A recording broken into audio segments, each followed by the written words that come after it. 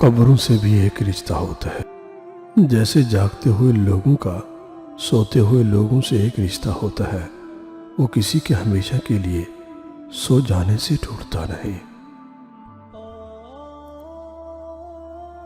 مجھے بہت سی چیزیں سمجھ نہیں آتی، جن میں سے ایک وہ محبت ہے جس میں چاہے جانے کا دعویٰ تو ہے مگر مستقبل کی کوئی کمٹمنٹ نہیں۔ یہ کیسے ممکن ہے کہ آپ کسی کو چاہیں پر اس کا ساتھ نہ چاہیں؟ صرف کچھ عرصے ساتھ چلنے کا شوق پورا کرنا ہو، وقت گزاری ہو، دوستی کے نام پر محبت والے جذبات چاہیں۔ انسان ٹیشو پیپرز تو ہوتے نہیں کہ ایک استعمال کیا پھر پھینک کر دوسرا نکال لیا۔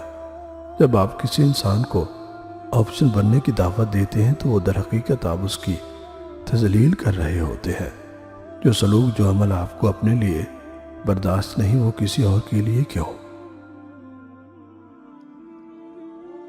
نکاح کر کے ساتھ لے جانے والا تھوڑا کالا ہی صحیح لیکن گناہ کر کے چھوڑ جانے والے خوبصورت محبوب سے لاکھ گنا بہتر ہی ہوتا ہے۔ بندہ گندے برتن میں دودھ نہیں ڈالتا تو اللہ گندے دل میں نور کیسے ڈال دے؟ کبھی آپ اپنی ایک بری عادت چھوڑنے کی کوشش کرتے ہیں، اللہ تعالیٰ سے معافی تلافی کا سلسلہ شروع ہو جاتا ہے اور پھر عہد کرتے ہیں کہ یہ کام کبھی نہیں کریں گے۔ کچھ دن بعد وہ گناہ پھر سے سرزد ہو جاتا ہے۔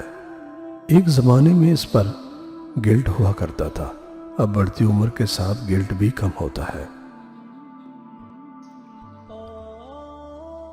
اس دنیا میں جس چیز کی سب سے زیادہ ضرورت ہے وہ امید ہے۔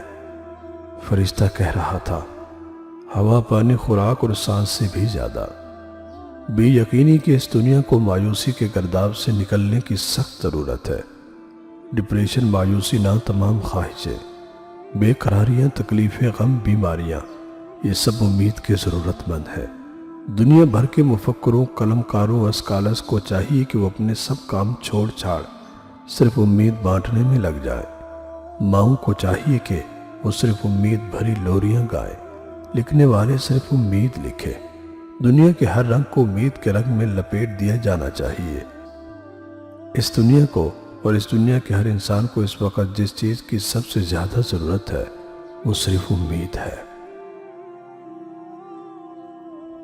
جب انسان کسی ایسے شخص سے بچھڑ رہا ہو جس کے ساتھ گزرے لمحے خواب کی طرح روح میں سلے ہو، جس کی ہر بات پر دل الگ سی تان پر دھڑکتا ہو، تو یہ بچھڑنا قیامت کا عالم ہوتا ہے۔ تب انسان کو اپنی ہی سانسیں اذیت لگتی ہے۔ بعض اوقات پھل اندر سے گل چکا ہوتا ہے عین اپنے دل کے مقام سے، لیکن اس کا خوشنما رنگ دیکھ کے کسی کو معلوم نہیں ہو پاتا۔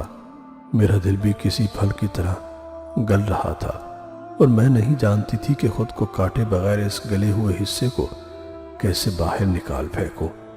ہر کسی کے ڈپریشن کی کوئی وجہ نہیں ہوتی، یہ تو ایک بیماری ہے جو کسی کو لگ جاتی ہے، کسی کی زکام کی طرح جلد ختم ہو جاتی ہے، کسی کے دل کا کینسر بن جاتی ہے۔ میں ایسی ہی تھی، ہر وقت کہہ کے لگاتی، سب تنگ آ جایا کرتے تھے کہ کیا ہر وقت ہنستی رہتی، لڑکیاں اچھی نہیں لگتی، کہہ کے لگا کر ہنستی ہوئی، ہر وقت ہنستی رہتی ہو، بولتی رہتی ہو، پاگل لگتی ہو، بڑی ہو جاؤ اب اور اب بھی۔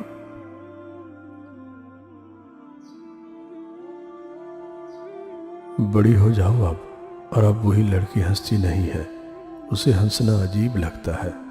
تھوڑا سا ہنستی ہے تو سانس رکنے لگتی ہے، تھوڑا سا ہنسنے سے ہی تھک جاتی ہے۔ اب آوازوں سے اسے وحشت ہونے لگتی ہے۔ اب بھی سب پاگل کہتے ہیں، پہلے ہنسنے کی وجہ سے، اب خاموش رہنے کی وجہ سے۔ تنہائی بھی کتنی ظالم چیز ہوتی ہے نا، بندہ ہی کھا جاتی ہے۔ لوگ کیوں لڑکیوں کو ہنسنے نہیں دیتے؟ وہ ساری عمر تو نہیں ہنستی رہتی، وقت خود ہی ان کی ہنسی چھین لیتا ہے۔ وقت سنجیدہ تو بنا ہی دیتا ہے، لیکن ایک دفعہ ہنسی چھین لے تو دوبارہ نہیں لوٹاتا۔ پھر وہ سب میں پاگل ہی لگتی ہے۔ خاموش گمسم ان کے پاس پھر وحشت، اکتاہٹ اور اذیت ہی رہ جاتی ہے۔